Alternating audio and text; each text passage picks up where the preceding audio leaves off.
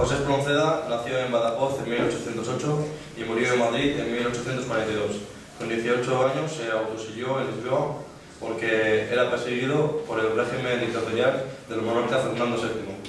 En sus canciones idealiza a personajes marginales que, por vivir en un código propio, simbolizan la libertad. Hemos escogido un fragmento de la canción del pirata porque es un canto a la libertad, porque todo el mundo debe ser libre, poder expresar sus opiniones e ideas, sus sentimientos. Nadie debe callarse lo que siente. Todas las personas tienen derecho a luchar por sus sueños, sus ilusiones, por su libertad. Con 10 cañones por banda, viento en popa toda vela, no corta el mar sino vuela un velero bergantín.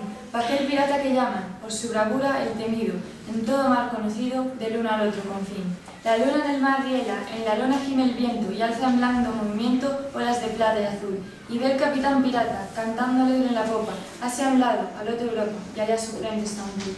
Navega, velero mío, sin temor, que ni enemigo navío, ni tormenta ni bonanza, tu rumbo a torcer alcanza, ni a sujetar tu valor.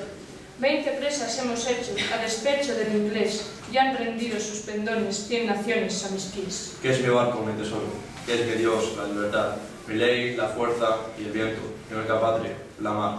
Allá muevan feroz guerra ciegos reyes por un palmo mar y tierra, que yo tengo aquí por mío cuanto abarca el mar río, a quien nadie impuso leyes. Y no hay playa, sea cualquiera, ni bandera de esplendor, que no sienta mi derecho y de pecho mi valor.